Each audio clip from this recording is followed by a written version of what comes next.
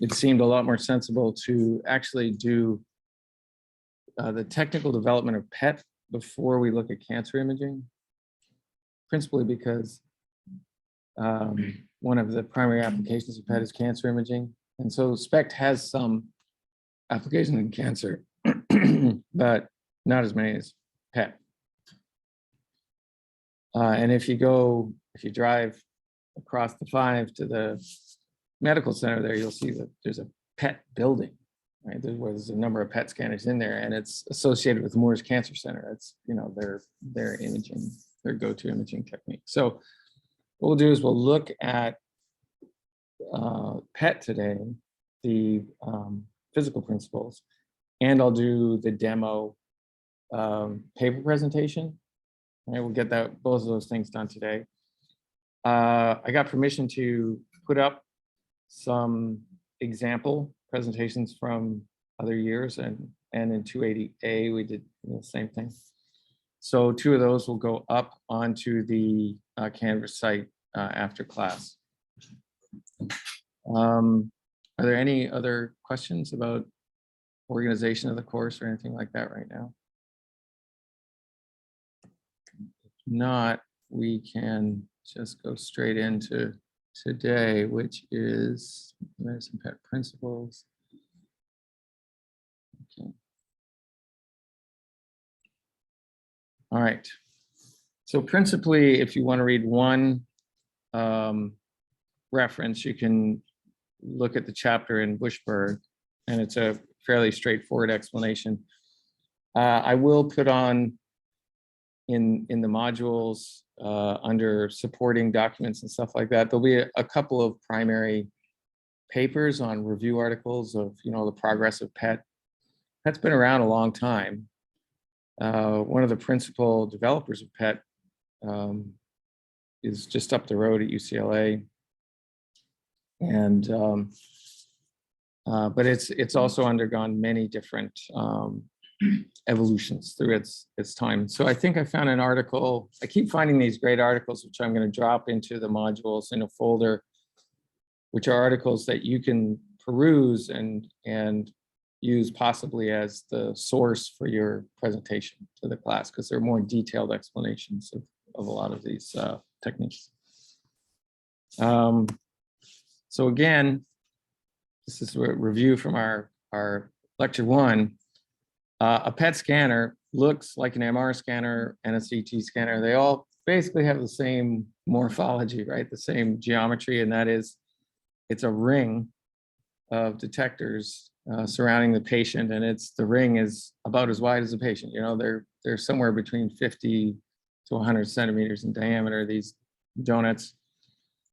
And the more expensive PET scanners, they'll be longer in this direction, in that they'll have more detectors in the Z direction so that they can collect more data for a single table position. So you put the patient into if you're going to do a patient's head, you would put the patient's head in the middle of the scanner. If you're going to do their heart, you put their heart there. If you're going to do their pelvis, you would put their pelvis in the middle. And if you need whole body PET, you would do it in stages. You would put them at one table position, integrate up your counts, and then move the table position and do it again. And you'd piece that together as a full 3D image. The whole, you know, volume that you're going to image depends essentially on how much you paid for your PET scanner. And it can go from a single slice to, you know, 16 centimeters, 20 centimeters, things like that. Primary uses, again, mostly in cancer, in looking at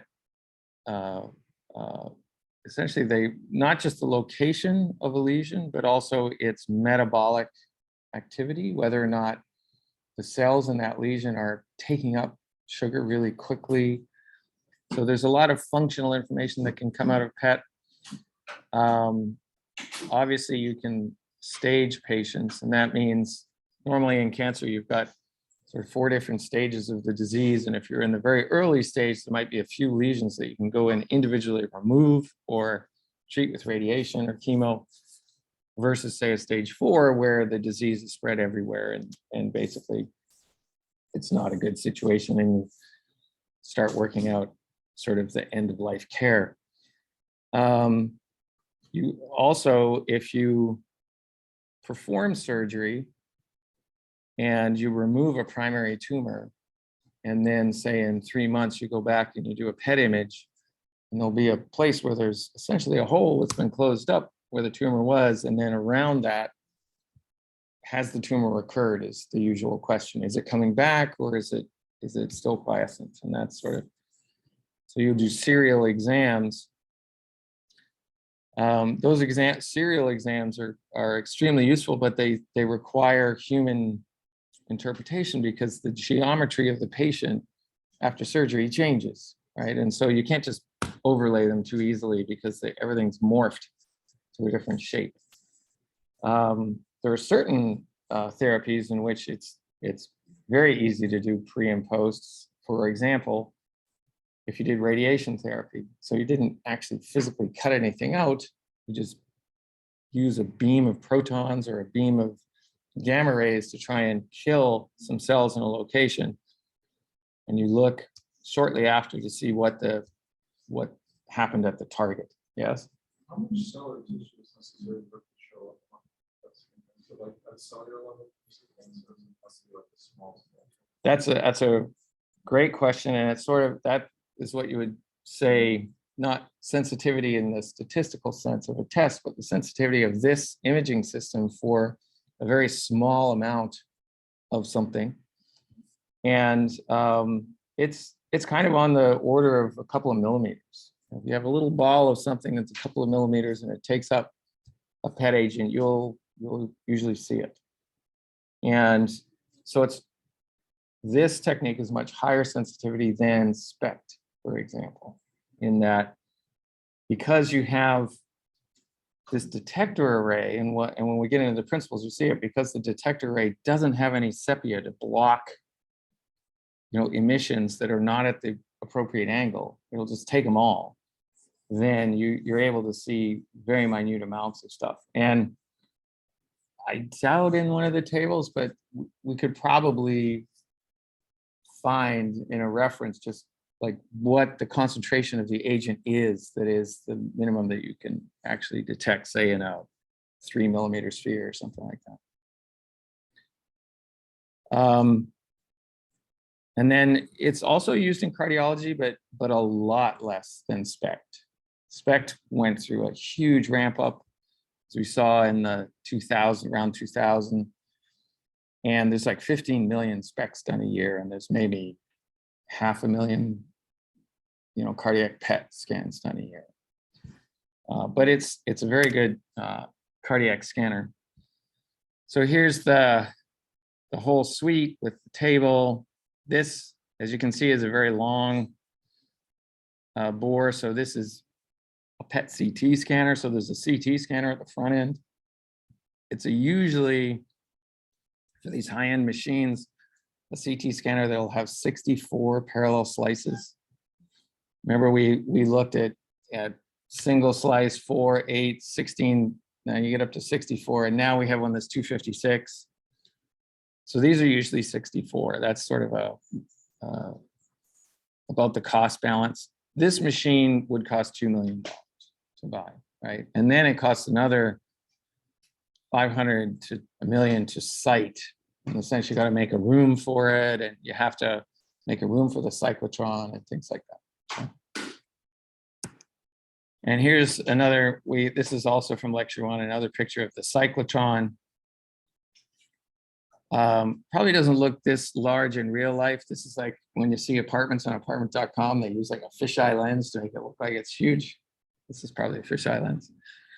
And you can go back, we won't do it right now, and read all of these applications, for PET, and some of the agents that are used in these applications. And we're going to review some of those agents today. Use contrast agents. Let's see if I can get rid of that. Okay, so the fundamental thing that occurs in the patient when we inject this contrast agent So it goes into their bloodstream and goes into various tissues in their body. What occurs is a transition such that a nucleus, in this case, the example here is fluorine 18 is converted to oxygen 18. And so a proton turns into a neutron. So you change the actual nucleus that you've got here. And when that change occurs, a positron, which is an electron with a positive charge, basically, shoots out of the nucleus. And it shoots out at a pretty good energy. Like it's got a lot of kinetic energy when it comes out.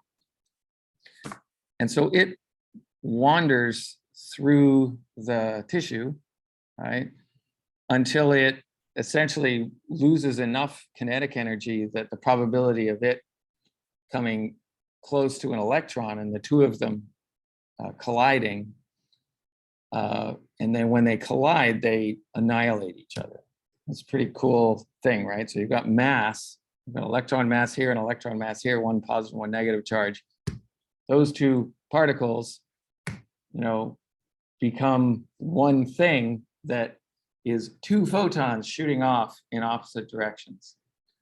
And the photons carry with them energy that was the mass of these particles, right? And so you just convert that mass into energy. Fascinating, right? At one point, you've got something that actually has mass and will like have an arc and a gravitational field, and these have just energy, right?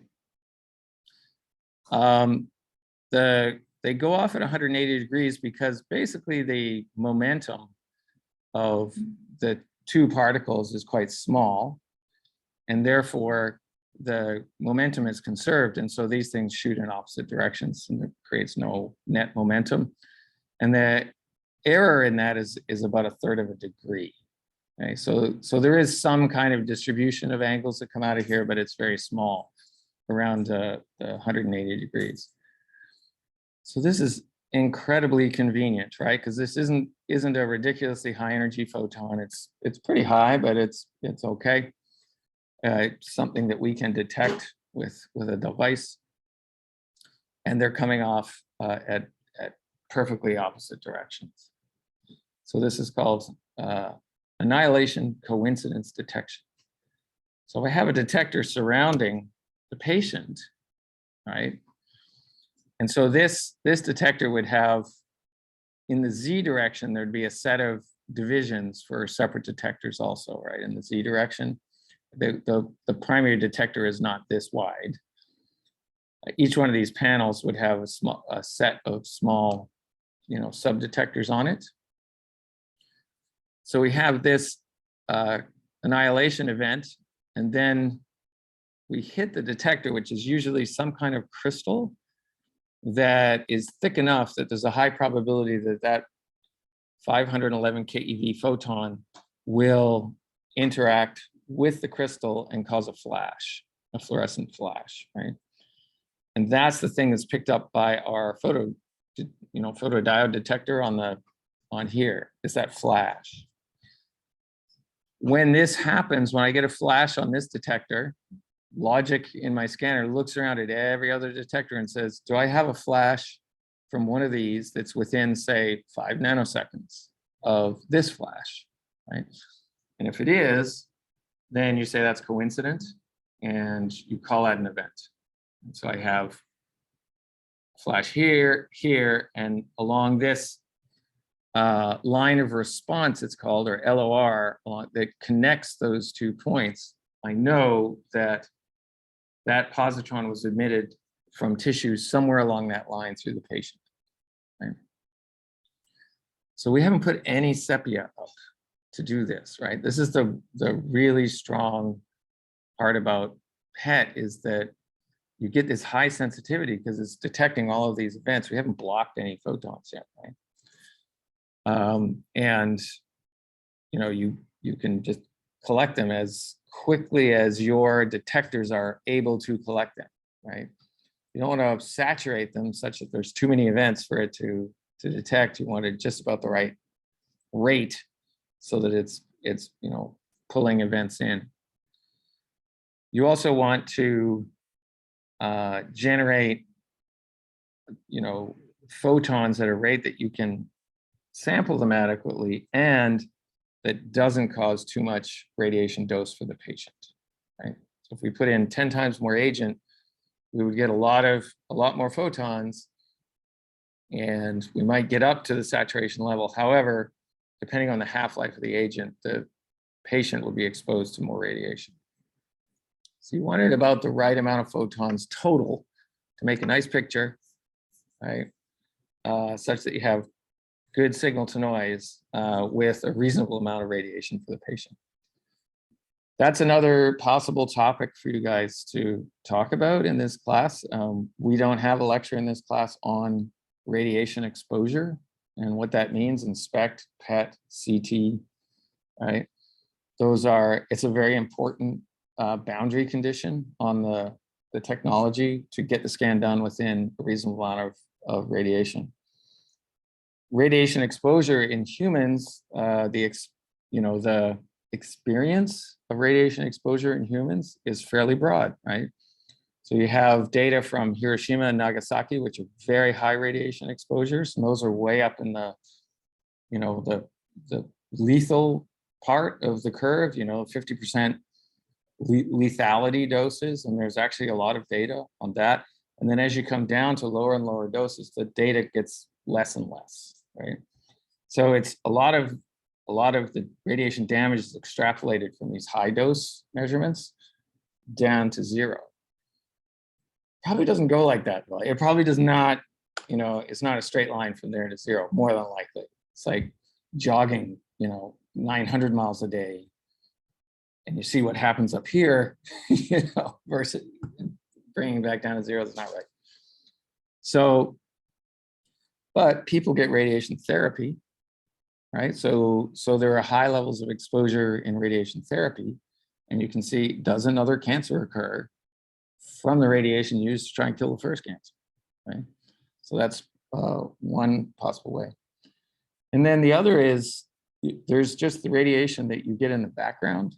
So mostly from radon, from the soil, and also from the sun, you're exposed to high energy radiation. And all of us walking around in San Diego, just to be alive, the unit is about 3 to 4 millisieverts per year is the baseline radiation. And so that radiation causes double strand breaks in your DNA. You fix it, right? To such that you don't get cancer, right? Some people do get cancer. They get skin cancer and other things, right? So, but that's a nice kind of order of magnitude marker. It's like 3 millisieverts is what everybody gets. And then you have that baseline level of cancer that's probably due to that exposure. And so if you make an imaging technique that is, say, 1, 2, 3 times that, you're probably okay in terms of, the probability of cancer versus the benefit of the image. But it's an open question. And so if somebody wants to look at some papers on that, this became a spectacular topic in the media about 10 years ago, maybe 15 years ago. A prof, I forget where it is, integrated up all of the radiation from CT scans of all of the people getting CT scans. And it turned out that medical radiation exposure was a significant component of the population exposure, right? Now, there's a 3 millisievert background, and then it looked at all of the people who get CT scans, and it upped it. And so now you've got like a population exposure, and the statistics, we're done with that data. So it's a good topic. That, much like a lot of criticism for animal uses of animals in experiments and stuff like that, push people to an extreme of being very careful with that, that form of medical science. In the same way, this popular notion forced engineers to make CT scanners use less radiation and SPECT scanners. And when you look at the quality of the images with the low dose, she's like, why didn't we do this before? I mean, was it just lazy? You know, you had more X-rays, the pictures look better. You had more photons inspect, the pictures look better. But a lot of technology can be used to make it look better. So you can run some CT scanners in 2-dimensional mode, and that is you put sepia in such that when you get essentially synchronous events, you know they're also in the same slice. And so it just does the slice for you, right? But it seems to me it's a better idea just to run it open and then slice up that data later, right? Because you know whether or not the synchronous event is here to here versus, you know, here to here. You just collect them all. And so the only reason why you wouldn't collect them all, in my mind, is that the quality of detectors you need over here is lower because the rates are going to drop. The rates of having to, you know, record events will drop. So you could do this a lot cheaper. Like you could build a PET scanner cheaper this way. This way, basically the rates go up quite high for the whole system, right? So here's 3 examples of, you know, coincidence where we have a positron come off, annihilates 5 MeV or 0.5 MeV is detected here and here, and that's good. That's aligned to the field of view that you're interested in, and everything's right. Unfortunately, this can also happen. You get the positron, electron annihilation, photon comes out, right, going this way, but then interacts with a nucleus here, causes a photon to come out this way, right? Now this angle is exaggerated, okay? It's probably not gonna be a 90-degree deflection. It's probably gonna be a deflection like this. There's a whole cross-section of probability for what these deflections would be. But then you get an event and an event, they're still coincident, right? And the system thinks it happened along this line, right? And that's basically from scatter. And we don't get rid of scatter coincidence, you know, in PET. And then there's the possibility that if you have a lot of agent in the patient and the rate of decay of this is such that a lot of things are actually happening simultaneously or within the window that you would call coincident, you just get 2 events, right, that actually occur coincident, right? And so then you have the possibility of many different pairs, you know, being chosen, but in this case, if you chose this one, you would be wrong, right? That this and this are coincident, but they came from 2 separate events. Okay, but this is the main problem, right? I think in that. If this energy decreases a lot, you can filter it out by saying, well, it was coincident, but the pulse height was pretty low. Therefore, I'm going to not call it an event because that was probably a scattered photon. And it turns out that if you make your what's called your photo peak pretty tight, you lose a lot of even your coincident events. And so it's usually not done that you do a lot of energy filtering. So the way you detect this 511 keV photon is you have a crystal here, and the material that this crystal is made of has gone through many iterations. There's dozens of materials people have tested and tried. And so when the photon comes in, this crystal has been made of these long rectangular things that are stacked together such that if you get a decay inside here, the light will go down the pipe more or less straight. It won't spread out into the whole crystal. It'll reflect back inside these, off these surfaces to go down to 1 photomultiplier, right? And so the light, what happens is you get the signal, the actual intensity of the light goes up quickly, sort of in a few nanoseconds, like 4 to 10 nanoseconds, whoop, like this, and then it'll decay away. So it has that shape. It's an exponential decay off the back end. That kind of gives you the width of the signal that you're going to integrate up to say I have an event. And so therefore a time resolution in calling it coincident or getting ready for the next event, right? And let me move this up here.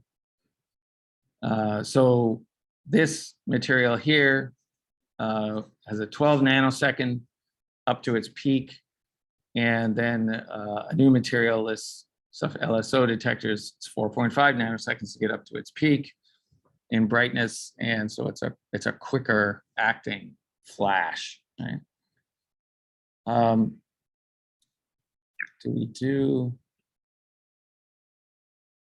if I talk about it here. So here, if you had high enough temporal resolution in your detector, right? When somebody might ask this question, when it always comes up, and you go back to the geometry of the situation and say, well, sure, they're coincident, but this one got there first, right? Can you detect that time difference between when this one gets here and this one gets here? So yeah, they're coincident, but this one is ahead of this one. That will give you an idea of where that event occurred along this line, right? And so that also can be done. And we can do a little exercise in the problem set or something to see like what kind of spatial uncertainty would I have if I have a temporal accuracy of blah in my detecting these events, right? Say I had 10 nanoseconds, what's my spatial uncertainty? Say I had 10 picoseconds, what's my spatial uncertainty? Right? Yeah. You ever get like destructive interference between multiple photons? Well, that's a really good question. I don't think so. I think they're bosons, right? They just pass right through each other. You can stack a bazillion photons on top of each other. Yeah. So you can basically guarantee that if you have one event here, you're going to have the other photon that's come through. Yeah. Yeah. They're never, the photons I don't think are ever going to say, oh, and just cancel each other out. That's, their energy got to go somewhere. Yeah. And they, they are a type of particle that doesn't take up space in the sense that protons and neutrons, you can't put them on top of each other. Photons, you can just put them right on top of each other. They'll just, yeah.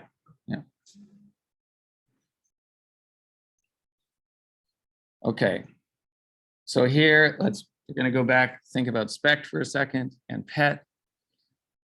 If you understand how SPECT reconstruction is done, remember we had the parallel line projections, and then we used the convolution, right, back projection with the central slice theorem and all of that stuff to say, hey, we can reconstruct, the pattern of what's going in here if I have these parallel beams going through with intensities integrated up on each beam.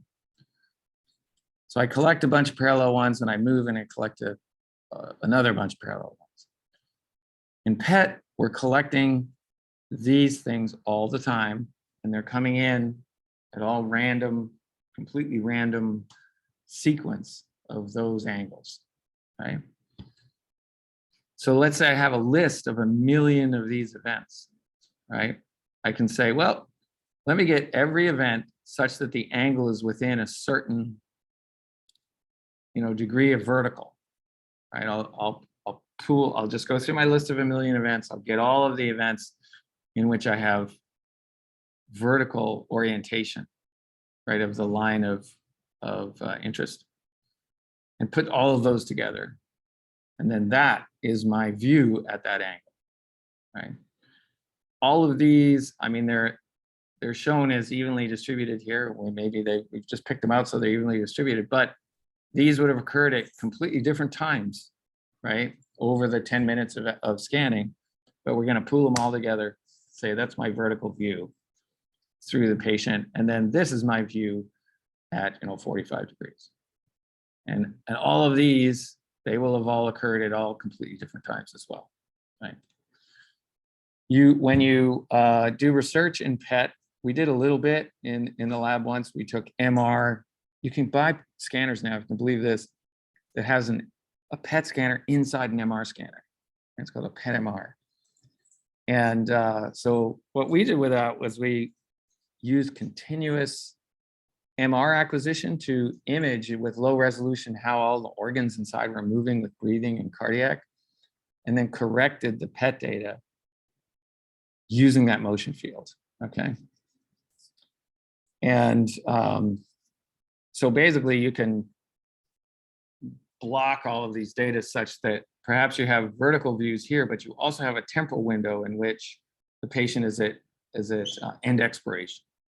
So everything's sort of lined up at that view. And then you do one at mid inspiration and full inspiration. And so all the stuff that's moving around, you can kind of motion correct.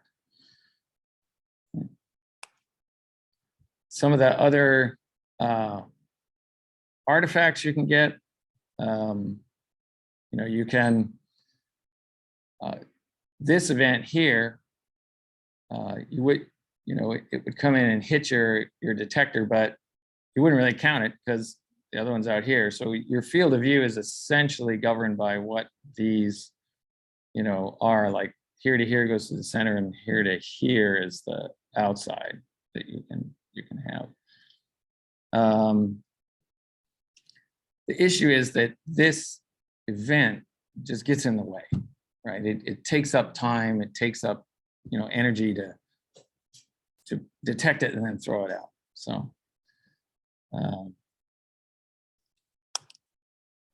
So the modern scanner, and this hasn't changed a lot. It's about a 5 millimeter full width at half max. Is the spatial resolution. And so let's remember what that means. This is the point spread function of the system.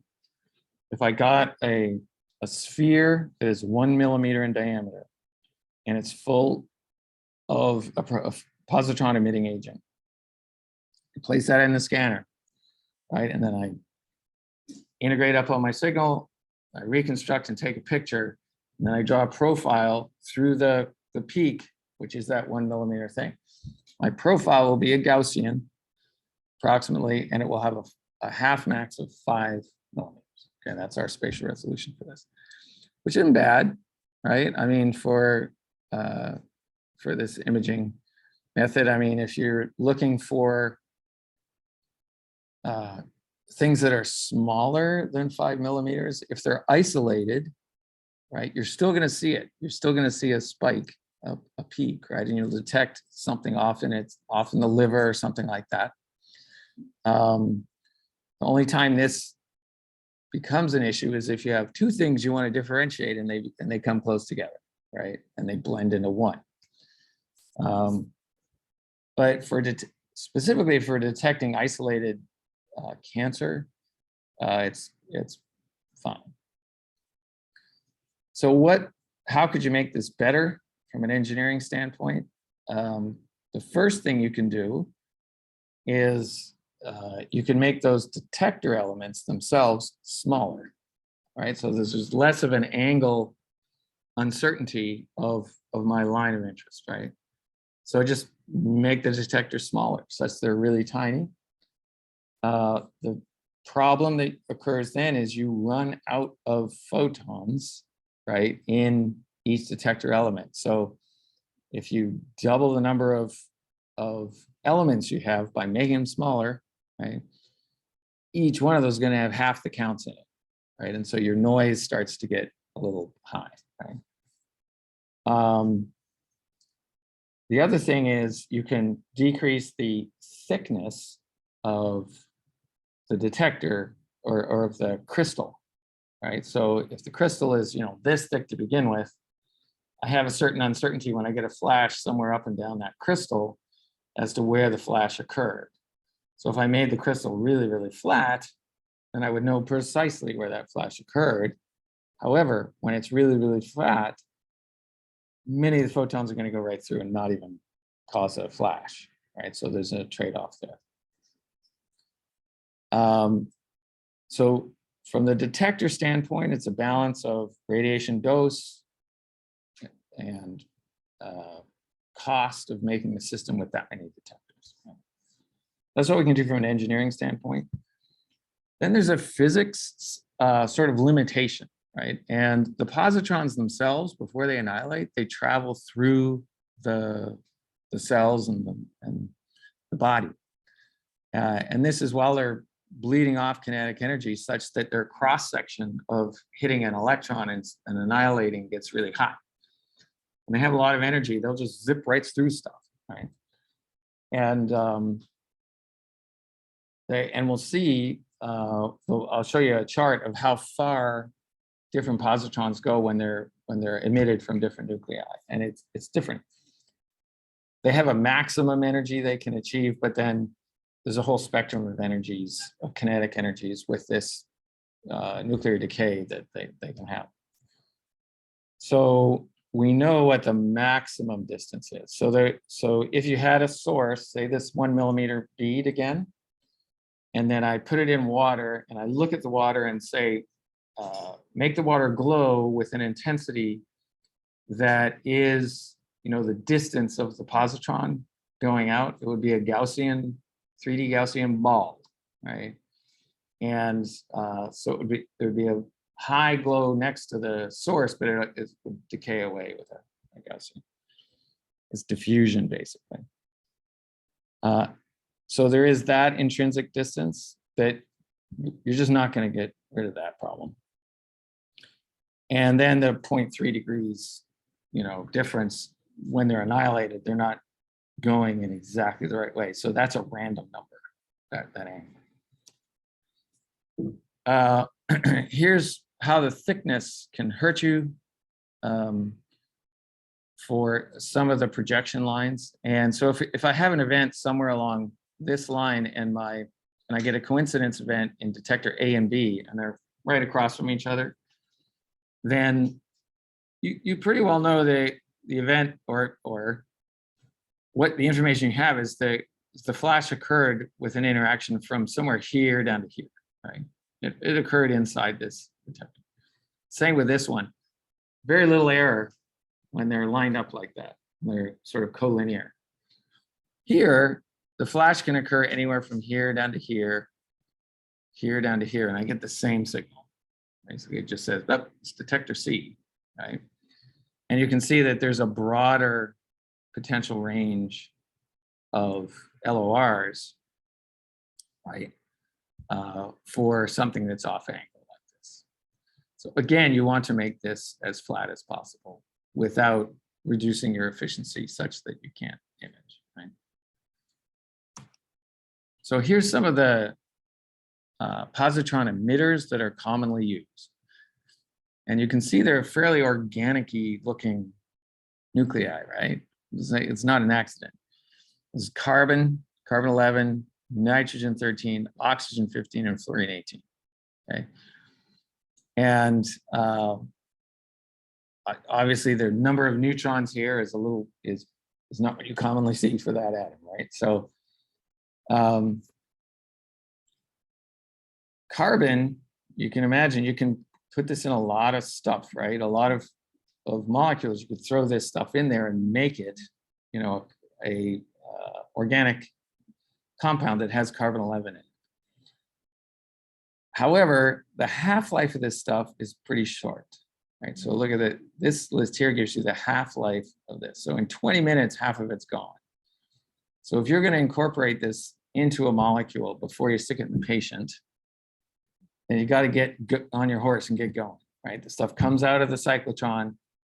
You got to do your chemical reaction, blah, blah, blah, blah, and get it down the hall and everything. And by the time you're done, you're probably down to a quarter of what you had. Nitrogen 13, 10-minute, oxygen 15, a 2-minute half-life. So there are places in which they have like a tube, vacuum tube, where it comes off the cyclotron, you stick it in, it goes, whew, and goes over this guy because you want that stuff over there really fast, right? And O15 is really powerful to be able to label oxygen is now you can label water. You can make O15 water.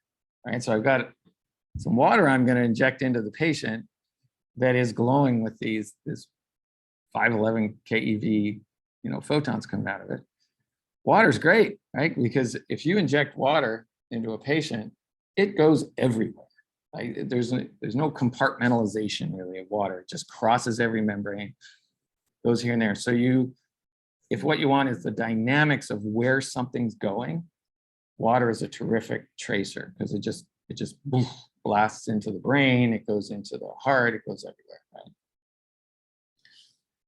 And then fluorine 18, it has a really long half-life with respect to these, right, of 110 minutes. So we can do some interesting chemistry with fluorine 18, and it will survive in the patient and in the lab getting to the patient. And so what is made most commonly is this fluorodeoxyglucose, okay? So you take a hydroxyl group off the glucose and you replace it with this fluorine, right, chemically. And now you have a sugar, which actually is metabolically inactive. It gets taken up by the cell that thinks it's a sugar. So the cell goes, oh, I got some sugar. It just brings it in, but then it doesn't break it down like sugar. It doesn't go into the normal cycle. So it just builds up in cells that are metabolically really churning, right? That are needing a lot of sugar and they're metabolically taking up sugar, is this fluorodeoxyglucose. So it's a terrific agent to determine if cells are alive, right? And to determine if they're metabolically jacked in terms of their rate.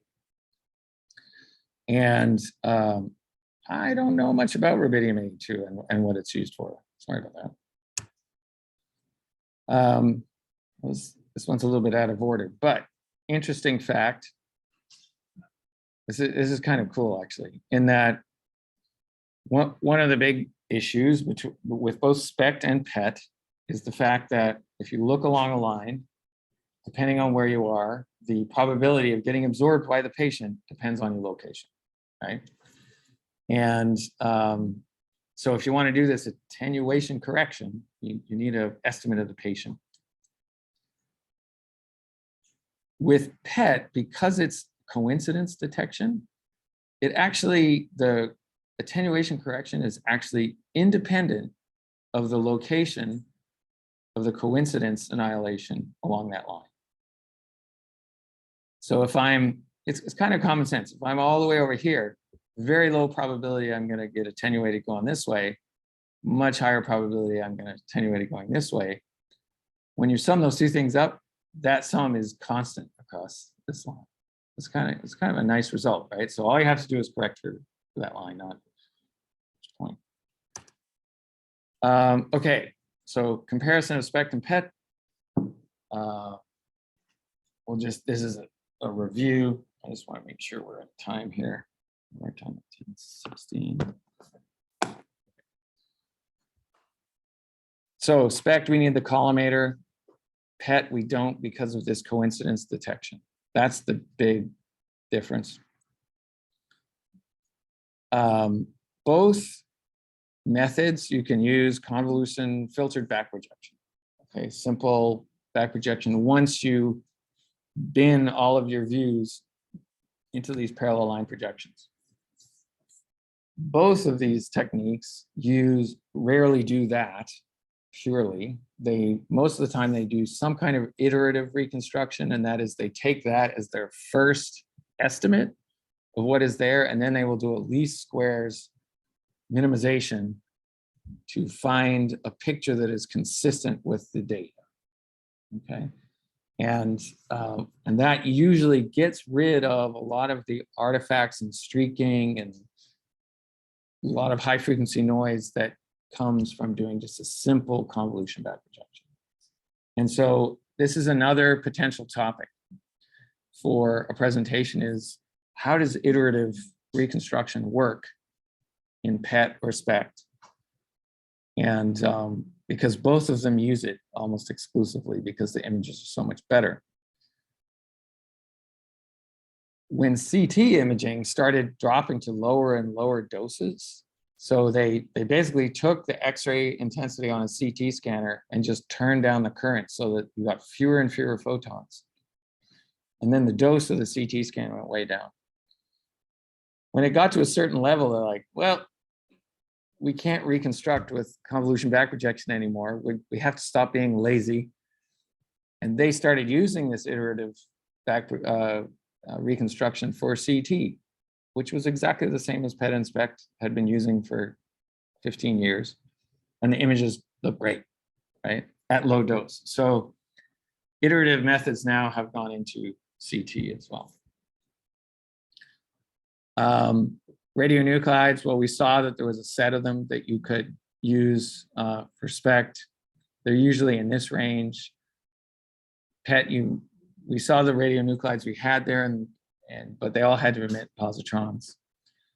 Spatial resolution, 5 millimeter full width half max, something like that. It's pretty constant across. Inspect, much worse, right? 10 millimeter. However, if what you're trying to do is measure blood flow in a 1 cc chunk of tissue, 10 millimeters is a reasonable resolution. And down here, you do need to do some kind of attenuation correction, and it's usually done with a CT scan that is taken concurrently. Usually it's like right before you do your PET, you'll get the CT scan and then you do the PET. And so it's those two things. Yeah. This is attenuation less severe, attenuation more severe. I think they've got that reversed, actually. I think the attenuation here is more severe because 511 MeV photons will go a long way through stuff. They're pretty high energy photons. So it's hard to stop them, right? So here's some examples. This is the quality of a CT scan without contrast agent injected. So you don't see any blood pool stuff, but this is the heart. That's the top of the dome of the liver. See, so there's a mess in this guy's lungs, but lungs, interestingly, see how they're more dense down here? Like if you lie down, sort of fluid will accumulate down the bottom of your lungs, specifically if you're not in great health. And then here is just using the coincidence detection rays and using convolution back projection just the way we saw with, you get this picture. Okay, that's fairly good resolution, as you can see. And however, there's, it's a little noisy, right, and a little streaky. When you do the basically iterative, you start with this picture and then feed that back into an algorithm that says, well, let me put some constraints on this. I would prefer to have my background fairly flat. I don't really want to see this oscillation. And so you put that in as a boundary condition, and then iterate again and say, well, what flatter image is still consistent with the data I have, right? And then it just iterates towards a picture like this. And this picture is fully consistent with the data that has been collected. In fact, probably more consistent than this, but it's a lot better, right? In that the noise and the streaking is way down. You can see the details of the left ventricle. This is a single slice, basically, through the left ventricle. This is the septum, sort of lateral to posterior lateral wall. The right ventricle is up here. Dome of the liver is over here. And for cardiac, you almost don't need the CT to tell you where you are because there's a lot of visual cues as to what's going on here, right? So I kind of know where we are just looking at this picture. For cancer, if you're looking at a small lesion somewhere off in the patient's, liver or maybe their, the posterior spine or something like that, and you want to know, is it in the spine? Is it next to the spine? Like where exactly is it? Then you can map the PET scan on top of the CT because they were done at the same time.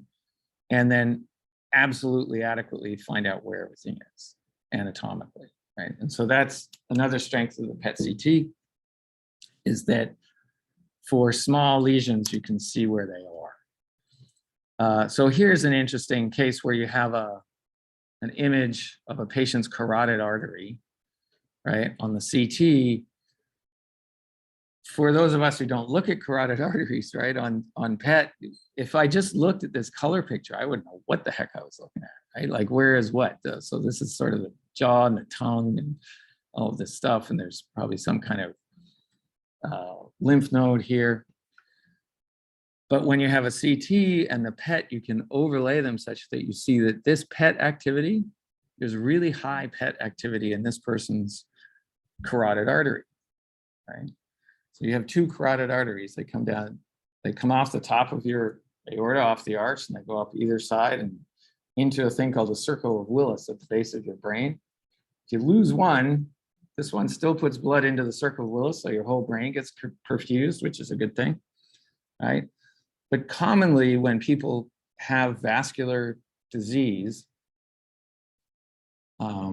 they will have lesions in their carotid artery, right? And sometimes you go in there and you clean them out, put a stent, things like that. You can image this pretty easily with a lot of things like ultrasound on the neck or MR with a coil right there, whatever.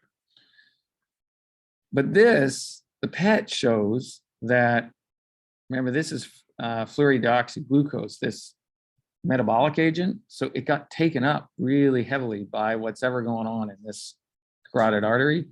And so that means it's metabolically elevated, the activity in that carotid artery in the wall. And it turns out that it's an active atherosclerotic lesion that is like an inflammation in the vessel. And so just like inflammation is, when you get some kind of infection or inflammation and you touch it, it's hot, right? So it's really active metabolically. Same thing happens in vessels. When you have a atherosclerotic lesion that's inflamed, it will actually be hotter than the surrounding tissue, and it has this higher metabolic activity. So that's a cool application of PET. You don't see this done very often. It's like something that's done in papers as a potential application, right? And like, is this useful information? So remember the bullseye plot that we looked at of blood flow to the heart? So this is, again, PET done with O15 water. Okay, so remember the O15 was really fast acting, so you just inject this stuff and then you watch the activity at each location over a sort of 5-second windows, right? And remember that anterior wall, so this is like looking at the heart like it's a bullet, and we're looking right up with the peak or the apex in front of us. So this part here is the apex, anterior wall, so the patient's chest is here, lateral wall, their left arm is here, and their right arm is here. We're looking at from their feet up, right? And the entire heart is folded out and splatted onto this 2D map. So this is the base of the heart around here, and then this is the apex of the heart. Okay? And what is mapped on the left is the relative flow calculated from the PET scans. And so you measure the PET data. So you measure for each volume inside the heart, we're going to get a number of counts as a function of time. So there's a bunch of PET images here, right? Each one's an image. And we take a volume and we measure its activity as a function of time. And the reason it goes up is the stuff's flowing in and then it's flowing out. Right? And so you can use this curve in combination with the arterial input function. So you have to know how fast the stuff's coming into the tissue upstream, normalize it to that.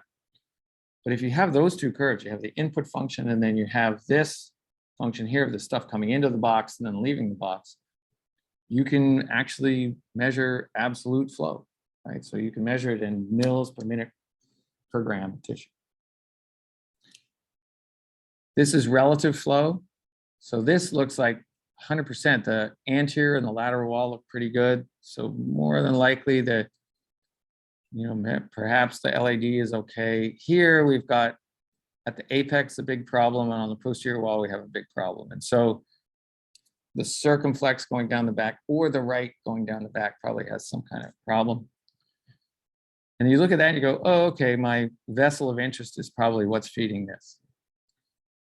When you take the absolute curve under stress, and let's calculate the actual values, the whole darn heart is low, right? Everything's low.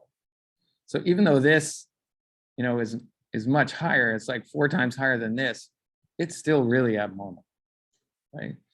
And so that's where absolute flow helps, is that if I just look at the relative map, and most SPECT and everything is done normalizing with the relative map, I get this kind of map that tells me this is worse, but I miss the fact that the whole darn thing is bad. And, under stress, some of this should be orange or red, and none of it gets above, 1 and 1.2 mils per minute per gram, right? Even though the patient's stressed. So that's where this, I forget who asked the question, but it was a great question. Like, why does measure the actual number? And that's where the actual number comes in very useful, right? So for this patient probably has what's called triple vessel disease. It means every coronary artery has a lesion in it that is significant, right? What do you do for that patient? Well, you do what's called a quadruple bypass. And you just take vessels and you run them from their basically up their aorta above where the coronaries come off, you plug them in, and then you go past the lesion and plug it into the vessel, and past the lesion and plug it into the vessel. And then that basically, brings the perfusion back up to close to normal, right? And those procedures work. People, get better after that. It's called a CABG, or coronary bypass surgery. So, and then the other interesting thing is that your question about like how much of this stuff can you detect? You can kind of see the noise, like the uncertainty of detecting stuff here. This is called kilobecquerel. Becquerel was some guy, and a becquerel is counts per second. I don't know why they needed a name for it, but so this is 1,000 counts per second per milliliter. So that gives you an idea of like how many counts are coming out of the tissue, right? So it's 30, at this point in the tissue, 30,000 counts per milliliter of heart. That's how many events are coming up. So here's fluorodeoxyglucose, and you've replaced an OH or an HO, I can't, here with the fluorine 18. So it just looks like sugar, and it hangs around for a long time. So it's very, very useful. And here's a patient with basically, they had colorectal primary cancer treated, but as you can see, their liver is kind of full of stuff, right? And so this shows that the cells in the liver are taking this stuff up, not like normal liver cells, like their cells on set to 11, right? And they're metabolizing really hard, probably because they're dividing so quickly, right? So it, kind of nails it that that's metastatic disease. I think we're going to end there. This is another case that you can look at. It's pretty self-evident from the text here. It's a rare disease, but PET really nails it in terms of how much metabolic activity there is in the heart versus how much flow. And so, but I want to go